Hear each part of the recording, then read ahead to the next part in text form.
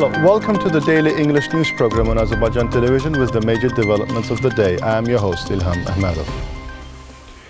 Currently, against the background of various geopolitical turbulences and other risks, the sharp rise in energy prices has seriously raised the issue of diversification of energy sources in Europe. Azerbaijan's potential and assertion as a reliable partner once again draws attention to our country. Energy crisis experienced by Europe this winter, record gas prices, especially with declining reserves, has once again raised the issue of energy diversification for these countries. In fact, the hope for alternative sources of energy security is not yet fully justified. It is true that the share of renewable energy sources in total energy consumption in the European Union has grown rapidly, reaching 22% in 2020. However, the average dependence on energy imports for the 27 member countries of the Union has risen from 56% in 2000 to 60% in 2020. Currently, the sharp rise in energy prices against the background of various risks has made it a priority for the Union to address the issue of resource diversification in the long run. Against the background of recent geopolitical events, Azerbaijan's potential looks more attractive. Successful implementation of the Southern Gas Corridor increases trust in our country.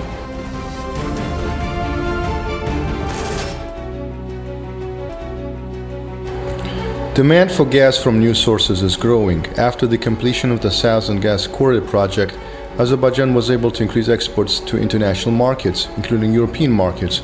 Last year, Azerbaijan exported 19 billion cubic meters of natural gas, 8.5 billion cubic meters to Turkey, and almost 7 billion cubic meters to Italy.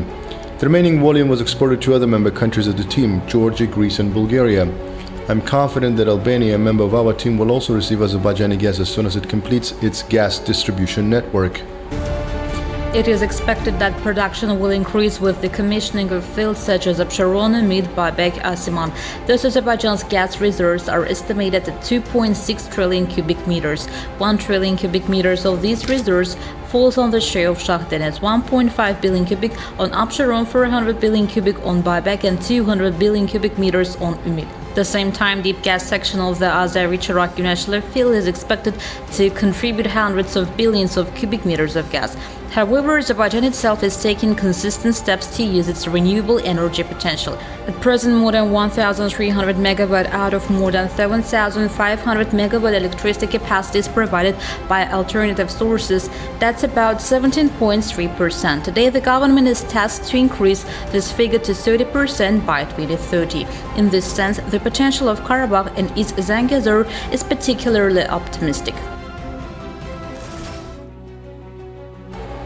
We have a special program for the liberated territories. Our Ministry of Energy, together with the leading international companies, has already prepared a conceptual forecast for the green energy zone in Karabakh and East Zangezur. We have already conducted an international assessment of the potential of renewable sources in Karabakh and East Zangezur, and the initial figures are very promising. The potential in wind energy is about 7,200 megawatts, and the potential in solar energy is more than 2,000 megawatts. The use of alternative sources will allow Azerbaijan to meet its domestic needs, save on existing traditional energy resources, and expand export potential.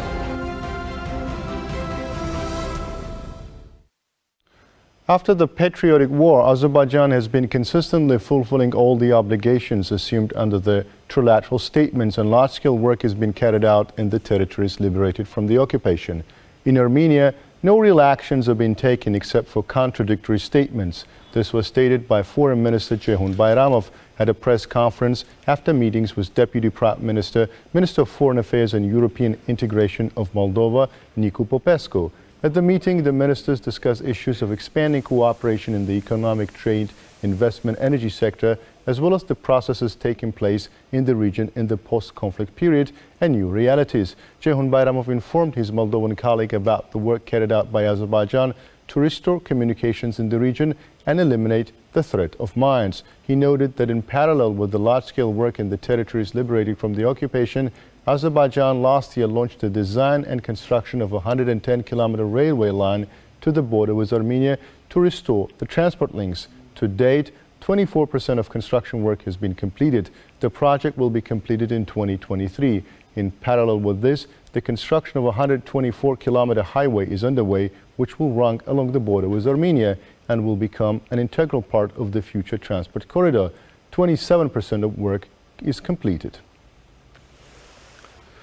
Full cooperation with Armenia and Azerbaijan will be assessed. This is reflected in UNESCO's statement. We are working with all relevant parties to create the conditions for a UNESCO independent technical mission within the framework of the 1954 Convention. To this end, UNESCO welcomes all ideas and initiatives that may be helpful, including from regional organizations as well as individual countries.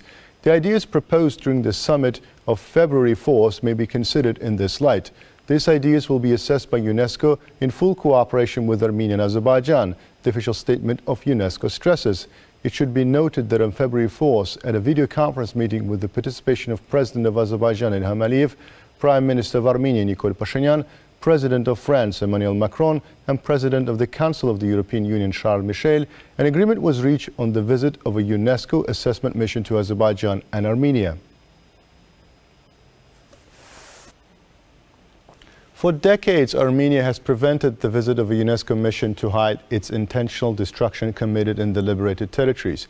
This fact is clearly reflected in the activity report published by UNESCO in 2005, said head of the press service department of the Ministry of Foreign Affairs of the Republic of Azerbaijan, Leyla Abdullayeva, commenting on the statement of Armenian Ministry of Foreign Affairs. Quote, "We can refresh the memory of the Armenian Foreign Ministry. Armenia is a country which has been occupying part of Azerbaijan's territory for nearly 30 years and committed large-scale illegal activities in these territories, including herbicide, culturicide, and ecocide."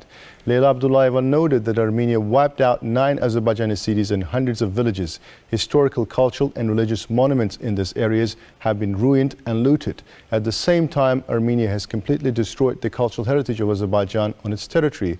Over the past 30 years, Armenia has violated international law, including norms of humanitarian law, the 1949 Geneva Convention, as well as the 1954 and 1970 UNESCO conventions were violated. The consequences of Armenia's vandalism have been documented and covered by the international media and independent experts. Against this background of all of this, it seems that the Armenian Ministry of Foreign Affairs aims to cover the illegal acts by making false extractions from the statements of the Ministry of Culture of Azerbaijan. But the official body of the neighboring country forgets that, unlike Armenia, Azerbaijan does not discriminate against its historical cultural heritage on religious and ethnic grounds. Azerbaijan is an example of tolerance and cultural diversity in the world. We recommend the Armenian Ministry of Foreign Affairs not to put itself into the deeper and more desperate situation with lies, but recommend to show good intention and act by honesty, said the official of the Ministry of Foreign Affairs. New military unit was commissioned in the liberated territories. All facilities in the military unit were overhauled in accordance with modern requirements and provided with the necessary equipment and inventory. There's headquarters building, barrack, ideological room, classrooms, office premise, amenity and weapons storage, bath and sanitary facility, canteen and medical point, all supplied with heating system. A sports area was also built for the effective organization of servicemen leisure time. Landscaping work was carried out in the unit's area and various types of trees were planted. The area is provided with uninterrupted electricity.